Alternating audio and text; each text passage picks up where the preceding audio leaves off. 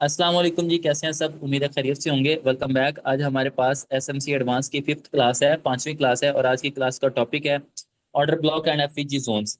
FEG zones क्या होते हैं और मार्केट में इनकी बहुत ज़्यादा इंपॉर्टेंस क्या है, इसके अंदाजे से मैं आपको बता दूं कि आपको पता है ना कि मार्केट में हमेशा बायर और सेलर जो चलते हैं इनका इक्वल होना ज़रूरी है, लाजमी है। कैसे, मैं बताता हूँ। मिसाल के तौर पर अगर कोई बंदा बाहर रेडी पे खड़े होके एक मन आम बेच रहा है, मिसाल दे रहा हूं आपको देसी लैंग्वेज में, एक मन आम बेच रहा है, तो उसके खरीदार भी एक मन के आने चाहिए, फिर उसका आम बिकेगा। मतलब 40 किलो अगर वो आम बेच रहा है ना, तो 40 किलो के खरीदार भी उसके पास होने चाहिए, देन वो आम बिकेगा। ठीक है। और यही मजबूरी होती है इंस्टीट्यूशंस की। आपको पता है इंस्टीट्यूशन रिटेल ट्रेडर को क्यों निकालते हैं? हालांकि इंस्टीट्यूशन ट्रेडर का ताल्लुक मार्केट से नहीं होता। मतलब हमसे ताल्लुक नहीं है, उनकी मजबूरी है। मजबूरी आपको निकालना पता क्यों है, मैं बताता हूँ। आप एक ऐसे जोन से बाय करके बैठे हुए हैं, ठीक है। मैं आपको जरा खुल के लिए लिक्विडिटी वाली क्लास में भी मैं टॉपिक बताऊंगा, अगेन इसमें भी बता दूं। इंस्टीट्यूशंस जो है ना, उनकी हमारे साथ या कॉमन ट्रेडर्स जो रिटेल ट्रेडर्स होते हैं उनके साथ कोई दुश्मनी नहीं है।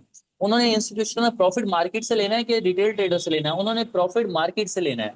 फिर वो रिटेल ट्रेडर्स को क्यों निकालते हैं? वो इस वजह से निकालते हैं क्योंकि उनके पास ऑर्डर ही नहीं होते। अब मार्केट में जैसे मैंने अभी आपको बताया कि अगर कोई 40 किलो आम बेच रहा होता है ना, तो उसके 40 किलो के खरीदार भी चाहिए। इसी तरह से अगर कोई 40 किलो खरीदना चाहता है, तो उसको 40 किलो बेचने वाला भी चाहिए। ये मजबूरी है, उसको खरीदार चाहिए, उसको बेचने वाला चाहिए। ठीक है। इसलिए आपस में डील होगी। अगर बेचने वाले के पास खरीदार नहीं आया या खरीदने वाले के पास बेचने वाला उसको कोई नजर नहीं आया, तो डील नहीं होगी। इसीलिए मार्केट जानबूझ के इंस्टीट्यूशंस के एसल हंटिंग करवाते हैं। क्यों? क्योंकि उनको जरूरत है उस चीज की जो रिटेल ट्रेडर्स खरीद के बैठे हुए हैं। मिसाल के तौर पर अब रिटेल ट्रेडर्स एक जोन से गोल्ड को बाय करके बैठे हुए हैं ना, बाइंग के ऑर्डर्स रिटेल ट्रेडर खरीद के बैठे हुए हैं, गोल्ड बाय करके बैठे हुए हैं। अब इंस्टीट्यूशन ट्रेडर्स के पास ऑर्डर नहीं है, वो कहाँ से बाय करे? कोई बेचेगा तो वो बाय करेगा ना। कोई रिटेल ट्रेडर अपनी ट्रेड को क्लोज करेगा या सेल करेगा तो वो बाय करेगा ना इंस्टीट्यूशन। वो उसको इसलिए उसको ऑर्डर्स चाहिए। वो इस वजह से उनकी एसल हंटिंग करवाता है। एसल हंटिंग जैसे ही होती है रिटेल ट्रेडर्स के, रिटेल ट्रेडर्स आउट होते हैं, मतलब जो बाय खरीदा हुआ है वो उन्होंने बेच दिया, आउट हो गए उस ट्रेड से। ठीक है। जैसे ही आउट होते हैं फिर बैठते हैं इंस्टीट्यूशन ट्रेडर्स। ठीक है। ये उनकी मजबूरी होती है। जब इंस्टीट्यूशन ट्रेडर्स को ऑर्डर चाहिए, वो जानबूझ के नहीं एसल हिट करवाता, उसकी मजबूरी है। एसल हिट करवाएगा तो उसको ऑर्डर मिलेंगे ना मार्केट से। आप जब भी किसी जगह पे बैठ के 0.10 की लॉट के साथ, 0.01 की लॉट के साथ, 0.1 स्टैंडर्ड लॉट के साथ, 100 स्टैंडर्ड लॉट के साथ अगर बाय की ट्रेड पुट कर रहे हैं ना, बाय की ट्रेड, ये कोई छोटी मोटी ट्रेड तो नहीं है जो फौरन मिल जाएगी। उन्होंने थाउजेंड्स ऑफ लॉट्स लगानी होती हैं। ठीक है। तो इस वजह से, तो उनको इस वजह से एसल हंटिंग करवानी पड़ती है। अब आप जिस भी लॉट के साथ किसी जगह पे भी बैठ के बाय कर रहे हो ना, बिल्कुल सेम उतनी लॉट के साथ दुनिया में किसी कोने में कोई शख्स बैठ के उसी पेयर को सेल कर रहा होगा। उसने सेल किया है या ट्रेड क्लोज की है तो आपके पास आपको ऑर्डर मिला है, वरना आपको ऑर्डर नहीं मिलना था। ये मार्केट का साइकिल है। ठीक है। इस मार्केट में भी यही साइकिल चलता है। तो इस वजह से मैं आपको बता रहा हूं कि मार्केट में बायर और seller, acyl hunting stop loss हो जाना, ठीक है, स्टॉप लॉस हिट हो जाना एसल हंटिंग कहलाता है। बेसिक क्लियर किया होगा आपने। अच्छा, मार्केट में बायर और सेलर का इक्वल होना जरूरी है, बराबर होना जरूरी है। ठीक है। सेलर बायर का मोहताज है, बायर सेलर का मोहताज है। और काफी दफा ऐसे लम्हात आते हैं जहां पे न्यूज का इफेक्ट हो या कोई बड़ा फंडामेंटल मूव हो या बड़ा कोई इंस्टीट्यूशन जिसने लॉट्स फेंकी हो, किसी ने खरीद लिया हो, किसी ने बेच दिया हो, वहां पे बायर और सेलर का जो मुतवाजन चल रहा था ना, बराबरी चल रही थी, वो उसमें खलल पैदा हो जाता है, वो इम्बैलेंस हो जाता है। जो बायर और सेलर का बैलेंस मार्केट में चल रहा था ना, वो इम्बैलेंस हो जाता है। और जब मार्केट में इम्बैलेंस होता है तो मार्केट किसी एक तरफ भागती है, या वो सेल में भागती है या वो बाय में भागती है, और फिर वो इम्बैलेंस क्रिएट कर जाती है। मतलब यहाँ पे बैलेंस नहीं था। ठीक है। इम्बैलेंस क्रिएट कर जाती है, और वो जो इम्बैलेंस क्रिएट करके जाती है उसको बैलेंस करने के लिए इंस्टीट्यूशंस उस लेवल तक लेके आते हैं और देन वो अपने ऑर्डर पिक करते हैं। ठीक है। ये चीज मैं चार्ट पे जाके समझाता हूँ आप लोगों को। मिसाल के तौर पर मार्केट में, ठीक है, अभी मैं बताता हूँ। मिसाल के तौर पर मार्केट में जो है वो एक ऐसा मूव हुआ। ठीक है। फॉर एग्जाम्पल मार्केट में जैसे ये बहुत ऊपर की तरफ भाग रही है, अगर आप गौर करो तो मार्केट एकदम से ऊपर की तरफ भाग रही है। मिसाल के तौर पर ये देखिए, यहाँ भाग रही है ना ऊपर की तरफ, तो यहाँ पे बहुत ज्यादा बायर्स हैं, इधर में भी इम्बैलेंस हो गया हो, बायर्स और सेलर बिगड़ गए हो। ठीक है। मार्केट जब किसी एक तरफ भागती है ना, बेशक सेल में भागे बेशक बाय में भागे, तो उसमें इम्बैलेंस होता है, लेकिन इम्बैलेंस को पहचानने का तरीका भी होता है कि इसमें इम्बैलेंस आया या नहीं। इम्बैलेंस है तो इंस्टीट्यूशंस मार्केट को वापस मोड़ के उस एरिया तक लेके आएंगे। ठीक है, अगर यहाँ पे किसी एरिया में इस जगह पे इम्बैलेंस मौजूद है तो इंस्टीट्यूशंस यहाँ से मार्केट को मोड़ के उस एरिया तक लेके आएंगे और फिर वहां से वो अपने ऑर्डर्स उठाएंगे। ठीक है, इस इम्बैलेंस में आकर रिटेल ट्रेडर्स निकलेंगे, यहाँ पे उनकी एसएल हंटिंग होगी, देन इंस्टीट्यूशंस को यहाँ से ऑर्डर मिलेंगे और फिर इंस्टीट्यूशंस अपनी ट्रेड सेल प्ले करेंगे। ठीक है, ये इम्बैलेंस को पहचानने का तरीका जो है वो मैं देसी लैंग्वेज में आपको समझा देता हूँ। जब भी मार्केट किसी भी तरह की कैंडल्स बना के सेल में जा रही हो, ठीक है, किसी भी तरह की कैंडल्स, मैं अभी आपको कलर भी इसका बता दूंगा, सारा कुछ अभी बता दूंगा, परेशान नहीं होना। किसी भी तरह की कैंडल्स बना के मार्केट सेल में जा रही हो, जैसे ये 3 सेल की कैंडल्स हमें नजर आ रही है ना, इसमें हमने सेल का इंबैलेंस देखना है। जब मार्केट सेल में भागती है तो इंबैलेंस कौन सा देखते हैं? सेल का। ठीक है, वो कैसे पता चलेगा इंबैलेंस सेल का या बाय का, बताता हूँ। ठीक है, और जब मार्केट बाय में भागती है तो हम बाय का इंबैलेंस देखते हैं। ठीक है, अब ये 3 सेल की कैंडल्स मैंने आपके सामने बना दी हैं। ठीक है, इसके पहले मुझे आपको OHLC मैंने आपको पढ़ाया था ना, पहले मुझे बताएं, ये मैंने जब पुल बैक वाली क्लास पढ़ाई थी, ओपन लो हाई क्लोज जो हमारे पास OHLC था, वो क्लियर है ना आपका? मुझे जल्दी से बताएं चैट में। OHLC पढ़ाया था ना मैंने आपको पुल बैक वाली क्लास में? जल्दी जल्दी बता दें, जल्दी जल्दी, एक ही मैसेज आया अभी जी का, ताकि मैं नेक्स्ट क्लास को करूँ। OHLC क्लियर है ना? ओपन लो हाई क्लोज जिस जिस भी कैंडल का होता है, चाहे वो बाय की कैंडल हो चाहे वो सेल की कैंडल हो, उसका ओपन लो हाई क्लोज होता है। ठीक है, तो ये जो हमारे पास OHLC होता है ना, यहाँ पे वो देखना है। अच्छा, सेल के इम्बैलेंस में आपने पता क्या करना है, एक सादा सा आसान सा तरीका बता रहा हूँ। सेल के इम्बैलेंस में आपने ये फार्मूला याद कर लेना है कि फर्स्ट कैंडल का लो मार्क करना है आपने। ये फर्स्ट कैंडल है, कोई सी भी मार्केट में किसी भी जगह पे आप 3 कैंडल्स पकड़ सकते हो, किसी भी जगह पे उन 3 कैंडल्स को पकड़ के आप candle number 1, candle number 2, candle number 3 ले सकते हो। ठीक है, किसी भी जगह से आपने मार्केट में 3 कैंडल्स पिक की, उनको फिर आपने कैंडल नंबर 1 ले लिया, कैंडल नंबर 2 ले लिया और कैंडल नंबर 3 ले लिया। अच्छा, फिर आपने ये नहीं करना कि मार्केट की कैंडल नंबर 1 आपने कहाँ से पकड़ी है, कैंडल नंबर 2 किसी और जगह से जाके पकड़ो और कैंडल नंबर 3 किसी और जगह से नहीं। जो कैंडल नंबर 1 ले लिया ना, उससे अगली ही कैंडल नंबर 2 होगी और उससे अगली कैंडल नंबर 3 होगी, किसी भी जगह से ले सकते हैं, ये भी मैं लेके दिखाऊंगा। और आपने ऐसे करना है कि जो कैंडल नंबर 1 है ना, उसका लो मार्क कर लेना है। ठीक है, ये कैंडल नंबर 1 थी, इसका लो मार्क कर लिया, ये हमने इसका लो मार्क कर लिया, ये पिक कर लिया। अच्छा, ये आपने फार्मूला याद कर लेना है कि सेल में ना हम कैंडल नंबर 1 का लो मार्क करते हैं और कैंडल नंबर 3 का हाई मार्क कर लेना, दूसरी को छोड़ के तीसरी का हाई ये मार्क कर लिया। अगर तो इन दोनों में गैप है, ये एक दूसरे को क्रॉस किए हुए नहीं है या एक दूसरे को टच किए हुए नहीं है, जैसे मिसाल के तौर पर यहाँ पे एक दूसरे से दूरी मुतवक्के है ना, इतनी यहाँ से लेकर यहाँ तक इतनी दूरी है ना इनमें, तो यहाँ पे कहलाता है ये इनबैलेंस सेल का पड़ा हुआ है। ठीक है, अब बात करते हैं इसमें कलर कौन सा मैटर करता है। कलर इसमें सिर्फ दरमियान वाली दूसरी कैंडल का मैटर करता है। अगर दूसरी कैंडल रेड है ना, ये वाली, तो आप इसमें इंबैलेंस सेल का देखोगे। अगर दूसरी कैंडल ग्रीन है तो आप सेल का इंबैलेंस नहीं देख सकते। पहली कैंडल ग्रीन भी हो सकती है, रेड भी हो सकती है, बाय की भी हो सकती है, सेल की भी हो सकती है, नो मैटर। थर्ड कैंडल भी ग्रीन भी हो सकती है, रेड भी हो सकती है, नो मैटर। दरमियान वाली रेड ही होनी चाहिए, फिर सेल का इंबैलेंस होगा। दरमियान वाली के लिए लाजमी है। फर्स्ट और थर्ड किसी तरह की भी हो सकती है, ये मैं भी चार्ट पे भी दिखाऊंगा। अच्छा, इंबैलेंस कहाँ पे है ये भी मैं आपको अगेन दिखा दूं। अगर आप गौर करें तो ये जो इतना एरिया है, ये इस कैंडल ऊपर वाले हाई को जाके मिली हुई नहीं है, ये इतना एरिया खाली है, एक दूसरे से जुड़े हुए नहीं है ना। जोड़ के भी दिखाता हूँ कैसे जुड़ते हैं। तो ये एरिया हमारे पास इनबैलेंस कहलाता है। अब इनबैलेंस जहां ना नहीं होगा, वहां क्या सिस्टम होगा? वहां ये सिस्टम होगा कि यहाँ पे थर्ड कैंडल के हाई ने जाके फर्स्ट के लो को यूं टच किया होगा। ठीक है, थर्ड कैंडल के, एक मिनट मुझे दें, आवाज आ रही है अब मेरी? आप काइंडली बताएं, वो स्टूडेंट कह रहे थे कि आवाज नहीं आ रही। आवाज आ रही है? अब आ रही है आवाज मेरी?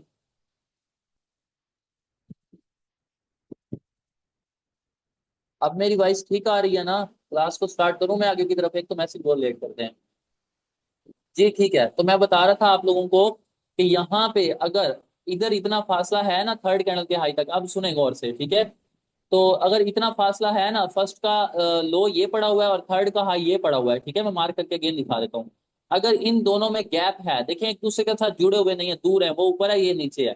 ठीक है, अगर इन दोनों में इतना गैप मौजूद है, मैं यहाँ पे इसके साथ मार्क कर देता हूँ, इतना गैप देखें, इतना गैप मौजूद है ना इन दोनों में, ये वाला गैप है, तो यहाँ पे इनबैलेंस मौजूद है, ये इतना इनबैलेंस मौजूद है। और इस इनबैलेंस को हमने मार्क पता किस तरह से करना है, ये लाइन आपने लगा दी है, मैंने आपको समझाने के लिए लगाई है, ब्लैक लाइन। ठीक है, आपने जस्ट एक रेक्टेंगल पकड़ना है, रेक्टेंगल को फर्स्ट कैंडल के लो से लेकर थर्ड कैंडल के हाई तक यूं मार्क कर देना, ये आपका इम्बैलेंस मार्क हो गया। ठीक है, इसको आगे की तरफ बढ़ा देना है दाएं जानिब, तो ये आपका इम्बैलेंस मार्क हो गया। इस तरह से इम्बैलेंस मार्क करना है। अब इम्बैलेंस जहां नहीं होता वहां क्या होता है, fair value gap, FVG, imbalance और एफिशिएंसी गैप, तीनों एक ही चीज के नाम है, वो यही है।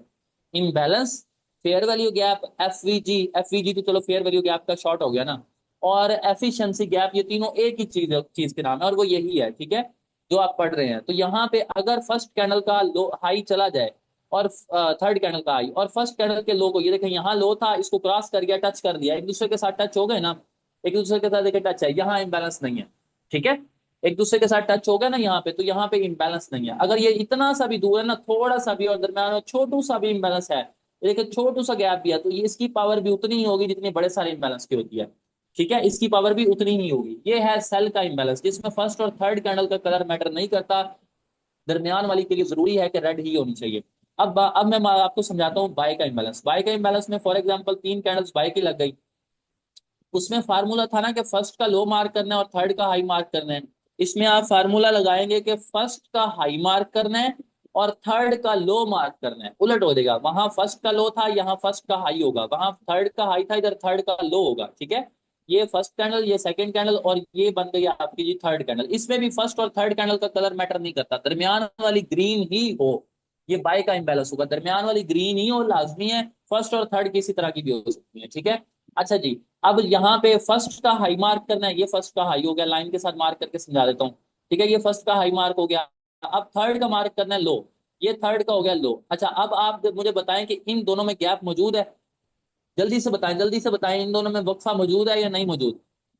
जल्दी जल्दी से मुझे मैसेज करके बताएं, इन दोनों में वक्फा मौजूद है? हाँ जी, इन दोनों में बिल्कुल वक्फा मौजूद है, और ये जो वक्फा है यही आपका है फेयर वैल्यू गैप। इस तरह से रेक्टेंगल से आप मार्क करेंगे, फर्स्ट कैंडल के हाई से लेकर थर्ड कैंडल के लो तक किसी भी कलर का रेक्टेंगल मार्क कर सकते हैं। ये रेक्टेंगल आपका जो है ये फेयर वैल्यू गैप बनेगा। अब मैं चार्ट पे चलता हूँ, इसमें थर्ड कैंडल रेड भी हो सकती है, ग्रीन भी हो सकती है, किसी तरह की भी थर्ड कैंडल हो सकती है, इस तरह की भी हो सकती है।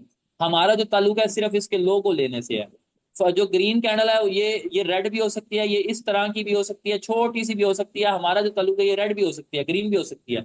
हमारा ताल्लुक सिर्फ इसका हाई लेने से। दरमियान वाली जो कैंडल है ये ग्रीन होनी चाहिए, ये जरूरी है, और इधर दरमियान वाली कैंडल रेड होनी चाहिए सेल में, ये जरूरी है। अब मैं आपको फेयर वैल्यू गैप्स मार्क करके दिखाता हूँ, आपने देखना है क्या मैं ठीक मार्क कर रहा हूँ। ये मार्केट बाय जा रही है, इससे पहले सेल आ रही थी, सारे फेयर वैल्यू गैप में मार्क करूंगा। ठीक है, ये बाय का fair value gap, first candle का हाई, फर्स्ट मैंने ये ले ली। ठीक है, ये फर्स्ट मैंने ले ली, सेकंड में ये ले लेता हूँ, थर्ड में ये ले लेता हूँ। आपको जो भी फर्स्ट कैंडल पकड़नी है पकड़ सकते हो, लेकिन सेकंड उससे अगली और थर्ड उससे अगली होगी। ठीक है, ऐसा नहीं करना कि फर्स्ट इधर पकड़ी है, सेकंड इधर पकड़ी है, थर्ड इधर पकड़ी है, ये गलत हो जाएगा। फर्स्ट ये पकड़ी मैंने, जो ये विक वाली नीचे लास्ट बॉटम वाली कैंडल है। ठीक है, ये फर्स्ट कैंडल मैंने पकड़ी, ये बॉटम वाली कैंडल मैंने पकड़ ली। ठीक है, अच्छा जी, ये बॉटम वाली कैंडल पकड़ने के बाद ये मेरे पास बॉटम वाली कैंडल आ गई, इससे लेकर और ये इस कैंडल के लो तक मैं ये फेयर वैल्यू गैप मार्क कर लेता हूँ। ये देखिए, इस फर्स्ट कैंडल का हाई है और थर्ड कैंडल का लो है, ये मेरे पास फेयर वैल्यू गैप पाएगा है। इसी तरह से अगर इसी कैंडल को मैं फर्स्ट ले लेता हूँ, इसको सेकंड, और ये जो बन रही है इसको थर्ड। अच्छा, ये कैंडल क्लोज होने के बाद बनेगा, ये जो कैंडल बन रही है ये अभी क्लोज नहीं हुई, जब तक क्लोज नहीं होगी आप नहीं लेंगे। ठीक है, इसको क्लोज होने देना है, ये क्लोज होने के बाद कंफर्म होगा फेयर वैल्यू गैप। अभी मैं इसको मार्क नहीं कर रहा क्योंकि इस कैंडल के क्लोज होने में अभी टाइम पड़ा है। ठीक है, तो जो क्लोज हो चुकी है उसको मार्क करना है। अच्छा, अब मैं यहाँ सेल का भी एक मार्क करके दिखा देता हूँ। यहाँ गौर करें, ये बाय का था, सेल का ये फर्स्ट कैंडल ले लेता हूँ, ये वीक वाली, ये सेकंड कैंडल ले लेता हूँ, और ये थर्ड ले लेता हूँ। अगर इस तरह से करूँ तो ये मेरी फर्स्ट कैंडल हो गई। ठीक है, और ये मेरी थर्ड कैंडल हो गई। इसमें ये वाला फेयर वैल्यू गैप इतना है, फर्स्ट कैंडल के लो से थर्ड कैंडल के हाई तक, ये मेरा फेयर वैल्यू गैप मार्क हो गया। इसी तरह से अगर मैं यहाँ पे आपको और दिखा दूं, ये वाली मैं रेड फर्स्ट ले लेता हूँ, ये वाली रेड सेकंड, और ये वाली थर्ड। तो यहाँ पे गौर करें कि फर्स्ट कैंडल का जो लो था थर्ड कैंडल के हाई ने उसको टच किया हुआ है। ठीक है, ये फर्स्ट कैंडल थी, ये सेकंड कैंडल थी, ये थर्ड कैंडल थी। फर्स्ट कैंडल के लो ने, अगर मैं मार्क करके दिखा दूं, तो फर्स्ट कैंडल के लो ने थर्ड कैंडल के हाई को यहाँ देखे टच किया हुआ है ना, तो ये हमारे पास यहाँ कोई फेयर वैल्यू गैप नहीं है। थर्ड ये है ना, ये जो ये रेड रेडी वाली है, तो ये यहाँ पे हमारे पास कोई फेयर वैल्यू गैप नहीं है। फेयर वैल्यू गैप यहाँ पे देख लें, ये फर्स्ट कैंडल ले लेता हूँ लाल वाली, ये ग्रीन सेकंड ले लेता हूँ, ये ग्रीन थर्ड ले लेता हूँ। तो यहाँ देखें, फर्स्ट का हाई, ग्रीन में हाई मार्क करते हैं ना, फर्स्ट के हाई ने थर्ड के लो को टच किया हुआ है, एक दूसरे के साथ मिले हुए हैं, जुड़े हुए हैं, तो यहाँ पे भी कोई फेयर वैल्यू गैप नहीं है। फेयर वैल्यू गैप किधर होता है, इधर देखें, यहाँ पे फर्स्ट कैंडल ले ली, ये सेकंड ले ली, ये थर्ड ले ली, फर्स्ट के लो से के लो से थर्ड के हाई तक, यहाँ तक फेयर वैल्यू गैप बन गया। ये एक दूसरे के साथ मिले हुए नहीं है, दूर है, रेक्टेंगल के साथ ये फेयर वैल्यू गैप बन गया। इसके ऊपर यहाँ पे देख लें, ये फर्स्ट कैंडल ले ली रेड वाली, और ये थर्ड ले ली, तो यहाँ पे भी देखें कि ये फेयर वैल्यू गैप बन गया। जी हाँ जी, ये फेयर वैल्यू गैप बन गया। तो ये हमारे पास यहाँ पे इतना फेयर वैल्यू गैप पड़ा हुआ है, ठीक है। ये इतना फेयर वैल्यू गैप हमारे पास पड़ा हुआ है, तो इस तरह से आपने मार्क करना है। अच्छा, यहाँ पे ग्रीन में देख लें, ये फर्स्ट ग्रीन ले ली, ये सेकंड ग्रीन और ये थर्ड ग्रीन। अब यहाँ पे देखिए, मैं कलर सिर्फ दरमियान वाली कैंडल का देख रहा हूँ कि ये सेल का है, ये सेल का, दरमियान वाली कैंडल रेड है, ये सेल का है। यहाँ बाय का होगा, वहां दरमियान वाली ग्रीन होनी चाहिए, तो ये हमारे पास बाय की कैंडल बन गई, ये फेयर वैल्यू गैप बन गया, ये फर्स्ट, ये सेकंड और ये थर्ड। ये हमारे पास बाय का फेयर वैल्यू गैप बन गया, जिसमें फर्स्ट भी ग्रीन है, थर्ड भी ग्रीन है, कलर मैटर नहीं करता। इसमें देखें, फर्स्ट ग्रीन है, सेकंड ग्रीन है, थर्ड रेड है, इधर भी फेयर वैल्यू गैप है, ठीक है। तो ये फर्स्ट से लेकर थर्ड तक हम यहाँ पे फेयर वैल्यू गैप मार्क कर सकते हैं, ठीक है। ये हमारे फेयर वैल्यू गैप्स की एग्जांपल्स है। इतना समझ आ गया? जल्दी जल्दी बताएं ताकि मैं नेक्स्ट टॉपिक की तरफ बढ़ूं।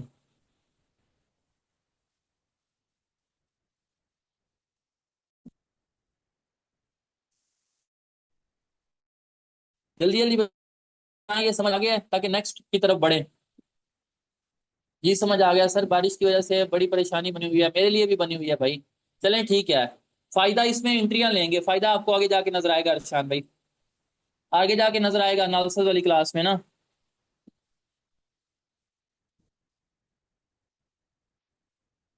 परेशान ना हो, आगे हमारी एंट्री वाली क्लास आएगी, उसमें जाके नजर आएगा। अब नेक्स्ट हमारा टॉपिक है, what is order block. Order block क्या होता है? OB can be any candle. Order block हमारी कोई भी कैंडल हो सकती है, ठीक है। कैन बी एनी कैंडल, कोई भी कैंडल हमारा ऑर्डर ब्लॉक हो सकती है, ठीक है। ऑर्डर ब्लॉक हमारे पास कोई भी order block, can be any candle, any candle, कोई भी किसी भी तरह की कैंडल हमारे पास ऑर्डर ब्लॉक हो सकती है। मस्ट हैविंग थ्री रूल्स, जिसके पास तीन रूल लाजमी हो, ठीक है। जिसके पास तीन रूल लाजमी हो। फर्स्ट वेरी इंपॉर्टेंट, ठीक है, एफवीजी, इसके पास लाजमी फेयर वैल्यू गैप होगा। ये मैं कैंडल अभी आपको बताता हूँ, मजीद भी समझ आ जाएगी। सेकंड जो है इसका रूल, ये आपके पास है कि ये इनसाइड बार नहीं हो सकती। ये पहले स्वीप वाला कर लेते हैं, ठीक है। Must swept previous candle, must swept previous candle, ये सेकंड वाला और थर्ड वाला इतना जरूरी नहीं है, फर्स्ट वाला जरूरी है कैंडल।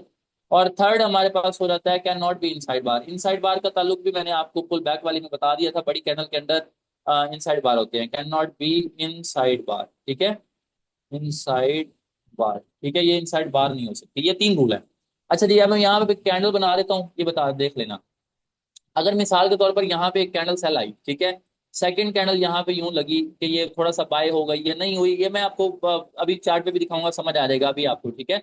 और थर्ड कैंडल यहाँ से यूं बाय की लगी, एग्जाम्पल दे रहा हूँ, ठीक है।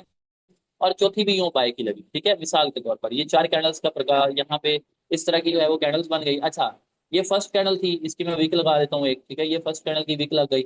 और ये सेकंड कैंडल थी, इसकी भी वीक लग गई, ठीक है, ये हमारे पास वीक लग गई। अच्छा, ये थर्ड कैंडल थी, इसकी भी वीक लग गई, ये लें जी, ये वीक लग गई। और ये चौथी कैंडल है, इसकी भी वीक लग गई, ये वीक लग गई। अच्छा, हमारे पास पहला रूल है fair value gap. Fair value gap यहाँ पे आपको नजर आ रहा है, इधर मार्क कर लो, ये फेयर वैल्यू गैप है ना। ये आपके पास एफईजी, पहला रूल कंप्लीट हुआ। सेकंड रूल है कि क्या, swept, must swept previous candle. यहाँ पे कौन सी ऐसी कैंडल है जिसने प्रीवियस कैंडल का बाय के लिए लो स्वीप होता है और सेल के लिए हाई स्वीप होता है। और एफवीजी बाय का है ना, एफवीजी बाय का है ना, दरम्यान वाली कैंडल ग्रीन है, तो ऑर्डर ब्लॉक हमने जो ढूंढना है वो बाय का ढूंढना है, ठीक है। ऑर्डर ब्लॉक जो ढूंढना है वो बाय का ढूंढना है। तो यहाँ पे अगर आप देखें तो एफवीजी बाय का, तो ऑर्डर ब्लॉक बाय का ढूंढना है। बाय के लिए हम प्रीवियस कैंडल का लो स्वीप देखेंगे। अगर आप गौर करें तो ये रेड कैंडल का जो लो है, ये वाला लो पॉइंट, इसके बाहर यहाँ डंडी क्लोज है, तो ये स्वीप है, ठीक है। बाहर यहाँ पे अगर आप देखें तो ये डंडी क्लोज इधर है ना, तो यहाँ पे ये स्वीप है, तो ये प्रीवियस कैंडल का लो यहाँ पे स्वीप है। तो ये जो कैंडल है, ये दरमियान वाली ग्रीन छोटी, इसने पिछली का लो स्वीप किया हुआ और कैन नॉट बी इनसाइड बार। ये ग्रीन कैंडल किसी कैंडल के भी अंदर नहीं है, बाहर निकली हुई है, आजाद कैंडल है। तो ये जो हमारी ग्रीन कैंडल है, इसी कैंडल के साथ तीनों रूल मिक्स हो रहे हैं, तो ये हमारी ऑर्डर ब्लॉक कैंडल कहलाएगी। मिक्स होने का मतलब ये है कि जो फेयर वैल्यू गैप में फर्स्ट कैंडल आती है ना, कैंडल नंबर 1 2 3 हम लेते हैं, तो जो पहली कैंडल आती है वो पहली यही ग्रीन होनी चाहिए, ठीक है। यही कैंडल होनी चाहिए जिसके स्वीप किया हो, पहली कैंडल हमारे पास बनेगा ऑर्डर ब्लॉक, ठीक है।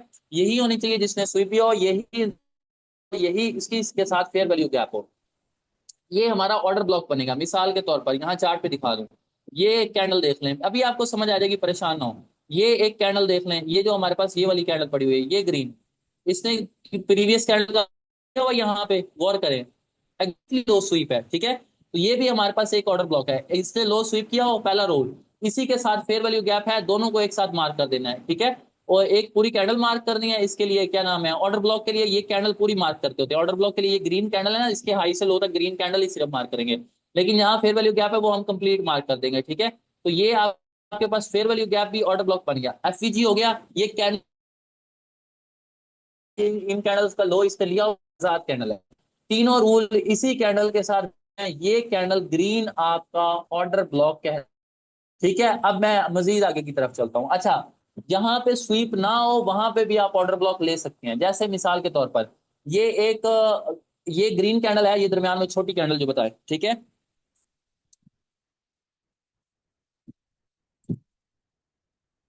ये हमारे पास ये वाली कैंडल ग्रीन है, ये दरमियान वाली छोटी कैंडल, इसी के साथ फेयर वैल्यू गैप है, ठीक है। और लेकिन इसने प्रीवियस कैंडल का हाई स्वीप भी नहीं किया हुआ, और ये इनसाइड बार है।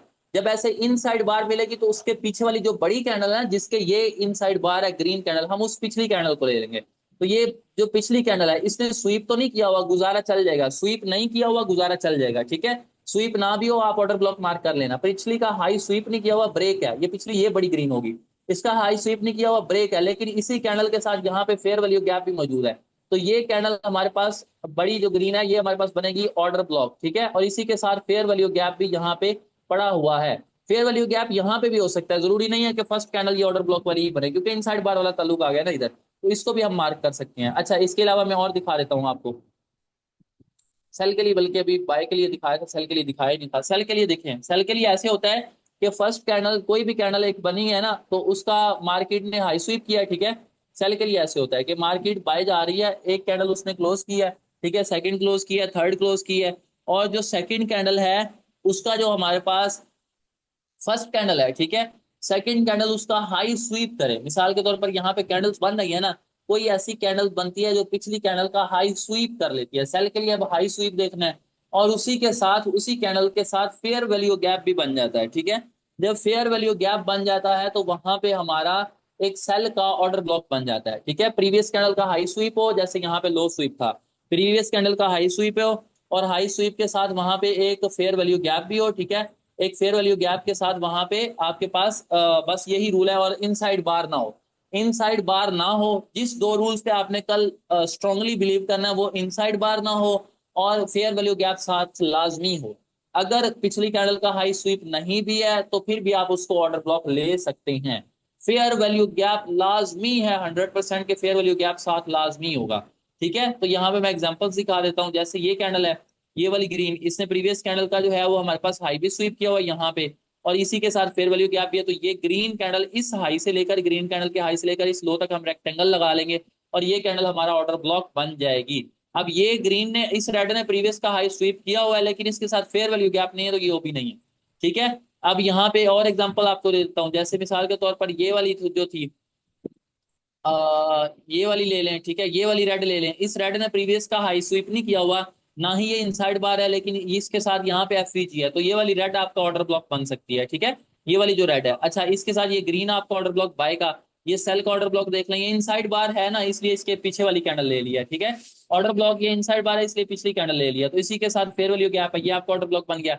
ये रेड देख लें, प्रीवियस कैंडल का हाई स्वीप है, इसी के साथ फेयर वैल्यू गैप है, तो ये रेड कैंडल हमारे पास ऑर्डर ब्लॉक बन जाएगा। इसके साथ और भी दिखा देता हूँ आपको, यहाँ पे देख लें, ये फेयर वैल्यू गैप जो है वो, ये बड़ा सारा फेयर वैल्यू गैप जो पड़ा है, ये मेजर फेयर वैल्यू गैप, यहाँ पे ये जो बहुत बड़ा फेयर वैल्यू गैप पड़ा है वो इस रेड कैंडल के साथ है, इसने प्रीवियस का हाई स्वीप नहीं किया हुआ, लेकिन ये किसी के भी इनसाइड बार नहीं है, आजाद कैंडल है, तो ये रेड कैंडल हमारा ऑर्डर ब्लॉक बन सकती है, ठीक है। इस तरह से आपने ऑर्डर ब्लॉक और फेयर वैल्यू गैप कल की क्लास में मार्क करके दिखाने हैं, ज्यादा से ज्यादा ऑर्डर ब्लॉक्स मार्क करने हैं, ज्यादा से ज्यादा फेयर वैल्यू गैप मार्क करके पहले डिस्कशन ग्रुप में चेक करवाने हैं, और फिर आप लोगों ने अपनी असाइनमेंट्स जो है वो फेसबुक पे पोस्ट करनी है, ठीक है।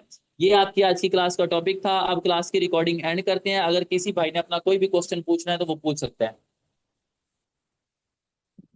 अगर किसी ने कोई क्वेश्चन पूछना है